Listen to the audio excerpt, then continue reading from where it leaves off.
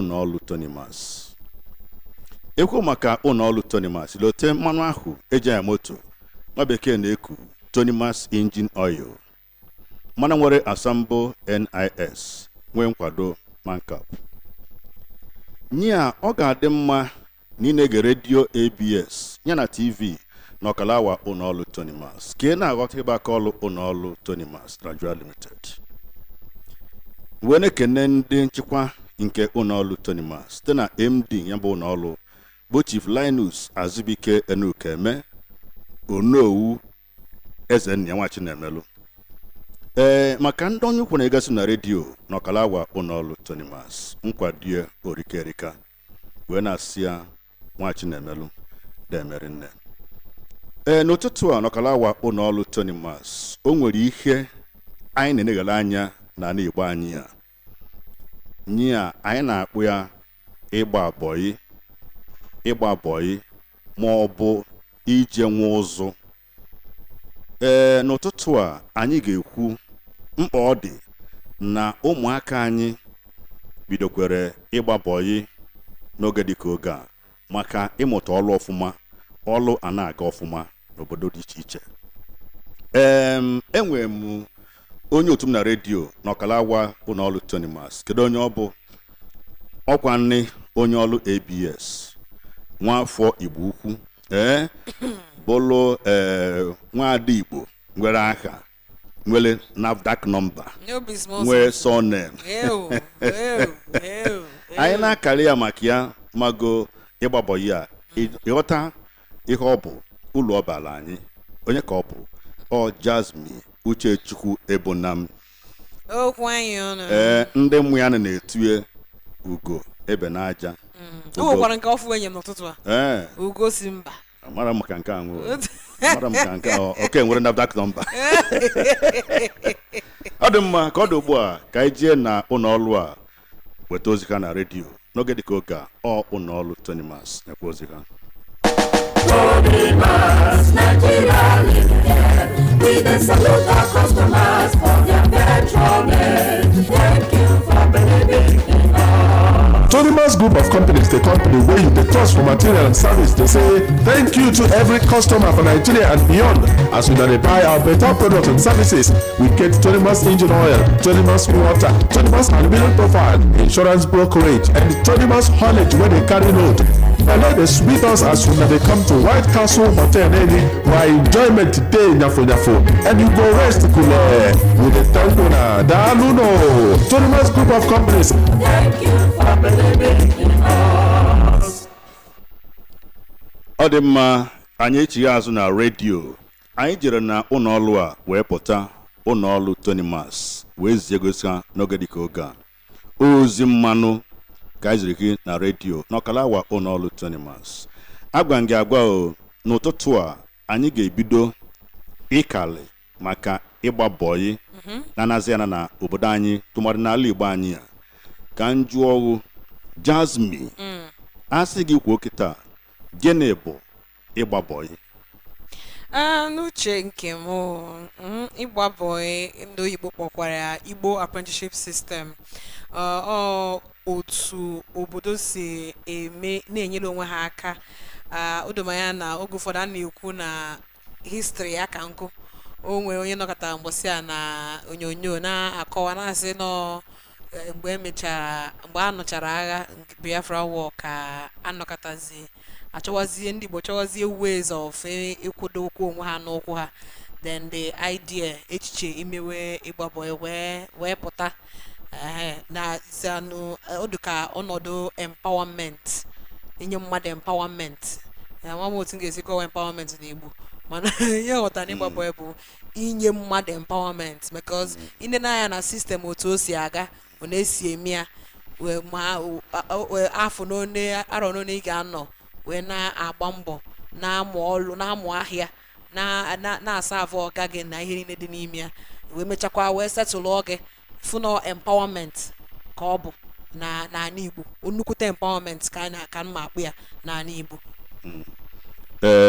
Na nghọta nke m ịma na ihe a bụ ịgba bọyị o nwere ebe ọ dụrụ. Ọ dị n'ebe a na-azụ ahịa, ọ dịkwa n'ụlọ ụka, ọ dịkwa n'ebe a na-alụ ọlụ oyibo, ọ dịkwa na politics.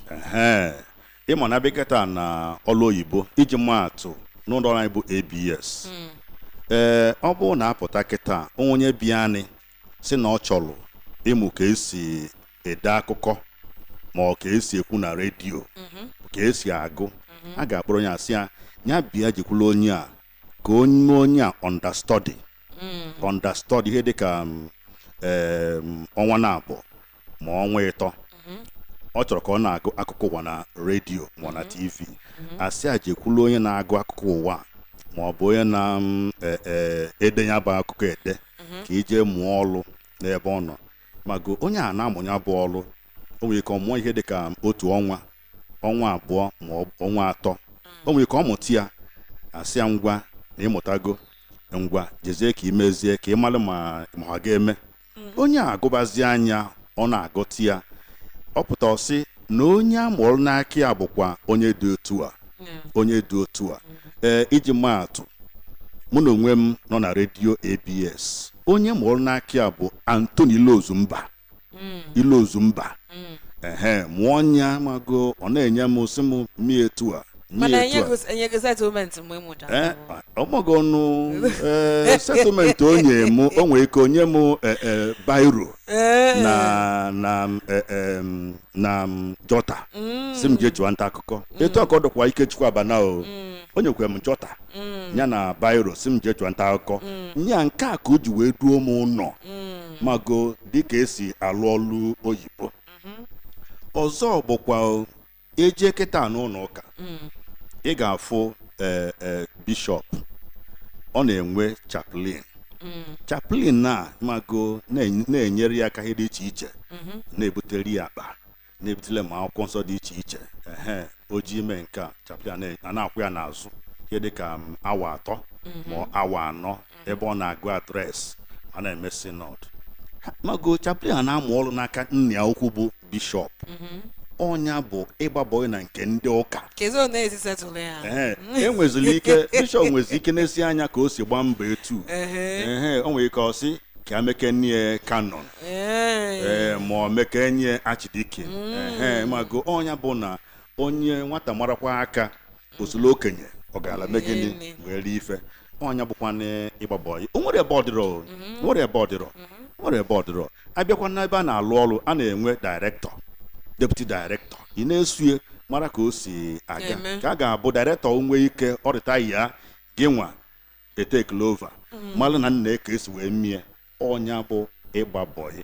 Mana ihe anyị ga-ekwu ma ọ bụ na anyị jee pụta na ụlọọrụ Tonimas, anyị jee weta ozi alumia, anyị kwuzie gịnị kpatara na ụmụaka na-enupụzi isi na ịgba bọyị, na-achụzi ego mbute, quick money, ego yahoo, ego dị iche iche, nya ego ọkụ. Ka ọ dị ugbu a gere ozi ya. Tonimas Aluminium Industry, for quality roofing services we dey campaign. Tonimas Aluminium Industry, for ogbonge roofing services we dey kakaraka. Lockspan aluminium roofing sheet we get them, my brother. Step test roofing sheet today. Metcopo aluminium roofing sheet now we dey produce them. Aluminium and woodiness in corn. We be papa for the job. Stone coated roof tiles we get them. Bond we get, Milano we get. Chico and etc. Tonimas Aluminium Industry na the answer. We sabi the work. Tonimas Aluminium Industry, therefore kilometer 2, Neni Nimo Road, Umuri, Neni. Tonimas Aluminium Industry, now the A to Z for all aluminium products. We dey campaign. Ndị be anyị kanakwa na Okarawa ụlọọrụ Tonimas na-edebanye anya na the Igbo Apprenticeship Scheme Igba boy. Abụchio ịnapụ anya leo dịka na ayọzi ụmụba anya ayọ ha bịa gbaa boy maọbụ ha ga-agba boy. Kedu iche kpatalụ ụdị ọnọdụ a chi wee dị otu a?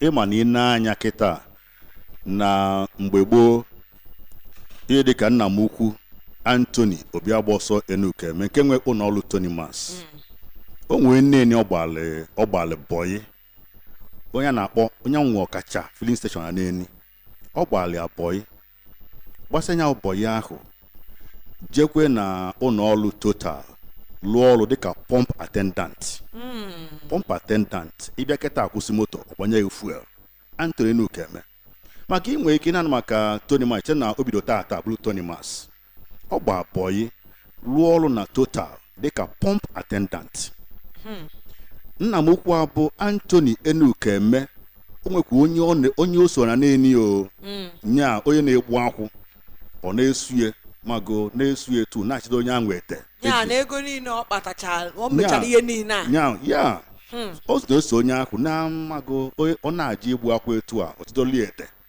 onye a ligolu maka ọ na-amụta mago ka esi eme ihe dị iche iche mana ịmago na inwe ike ịnụ maka Tonimas n'oge dịka oge a iche na o bidolu mgbe ahụ bụrụ Tonimas ọ gba bọyị taa afụfụ taa anya ọfụma o mesikwele mago nde petrol ma dis engine oil n'okporo ụzọ street trading o mechara ya turufu ọlụ mmadụ ọ gbala mmadụ bọyị nya mana mgbe ahụ a na-agbacha abọyị etu a edu oge ụlọ esetụlụ ọgụ ọfụma mana kịta azị ị na-anya kịta ụmụaka na-abụ ha ji gbabọyị etu a enwe ike nna ukwu nwere ike ọ na-asị na ọ na-eme ọfụma nya ọgba abọ ihe dịka arọ atọ oluzi ihe dịka arọ ịnọ ejiga edue ụlọ ka ọ maa otutu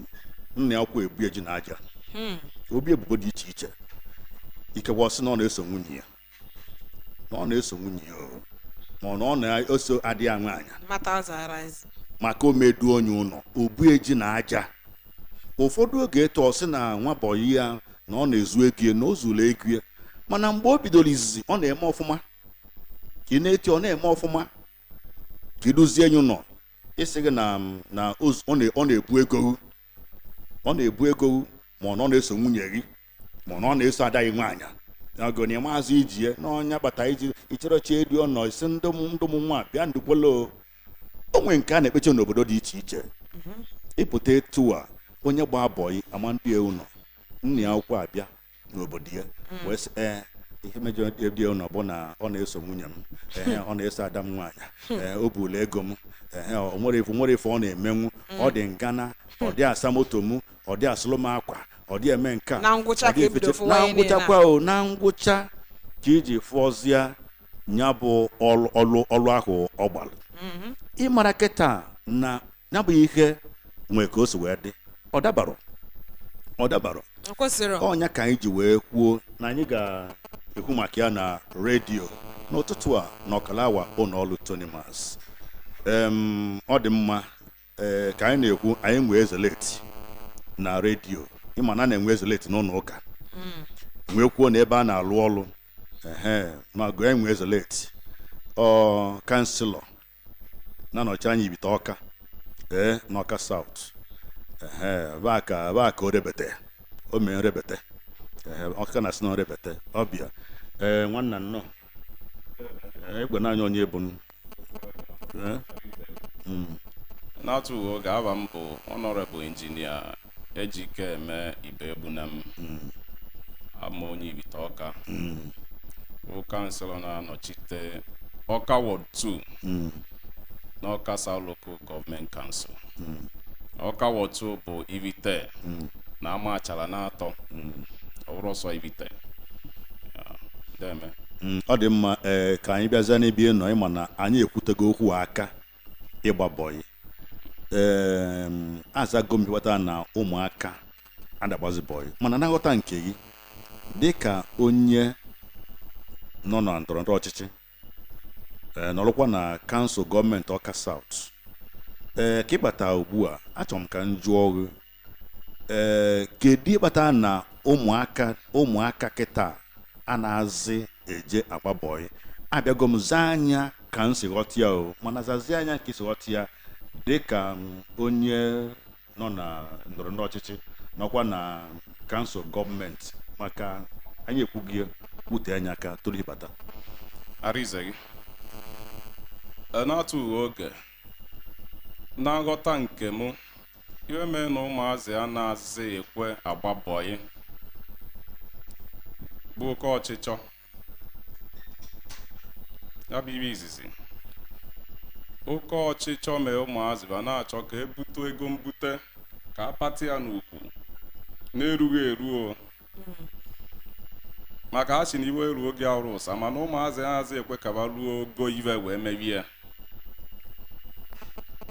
bọyị dụkwa n'ụdị dị iche iche and bọyị dụ n'obu ịgba bọyị a ọdụ n'obu ọdụ n'akwụkwọ a na-agụ agụ ọdụ n'ọrụ aka a na-amụ amụ ọdụkwu na ndọrọ ndọrọ ọchịchị anyị na-eme maka ịghara anọkata malite je zọwa ọkwa gọọmenti ị ga-ewelidi mmadụ ị ga-ebe mmadụ ị ga-agbara mmadụ odibo ịbụ na odibo ka nna ya ukwu oke ọchịchọ mee na ụmụazị a na-aza ekwe erube isi agba bọyị enweghị ndidi maka ha ji na enwe ndidi nkịta nwe ndidi na-eri atọ ọkpụzi ike enwe ndidi na-eri azụ ukpo ụmụazị a na-aza ekwe enwe ndidi agbanya bụ bọyị ka Chukwu wee gọzie akara akaba ọnya bụ ibe izizi iwe nke ịbụọ bụkwa na ejeri na ndụ bụ ndị ọga onwe ndị ọga bụ alụ iwe wonekwu na ntị erie nọ maka anyị anụjugo ntị bujukwu anya na nwatakịrị ga-asa avụ everideghi savụrideghi eme agreement for arọ nke iziga nke ịbụọ nke ịtọ nke ịnọ nke ise nke isii nke ịsaa ihe eduzie ka ọ bụrụ mmadụ aka ya nakwa na ọwụ na mahadum 5 years arọ ise mmadụ a graduate ga asa an injinia arọ ịnọ ndị ume arts and social sciences aftago onye a wee tụvuo arọ isaa n'aka gị na-ebeghị ka ọga na-asarị moto na-asarị gị akwa na-azụrụ na-ebe akwasarị ngwa abịa na-eme ibe niile ịbụtara ọrụ n'aka ya oluzie mgbe ihe edue ụlọ ịkọlụgbo de onye ahụ bụ alụ o so discourage ụmụazị n'ije azị ọkwa onye ejeche gbara aka nata na-eduri ya ụfọdụ ga-eje kpụrụ nwa bọ ebe agbochie na-eme nte eme imo oyime onye izizi menye gba bọyị n'aka gị setụrụ ya idurie ụlọ onye gba bọyị n'aka gị idurie ụlọ onye nke ịtọ gba bọyị n'aka gị idurie ụlọ mana ọ bụ nwanne gị ma nwa nwanne gị nwaanyị ị ga-edue ụlọ doshon kwadori mma kwanyite mana ọ bụzie onye ezi o veride gị bechee gị ewi ọrụ ana m eche nọ iwe ndụ na-abọ discouragement si n'aka ndị ọga ya na enweghị ndidi ọnya na-ekpatakwa na ụmụazị a na-azị erube isi eje agbabọyị bachọọ ka aje pati ya n'ugwu deme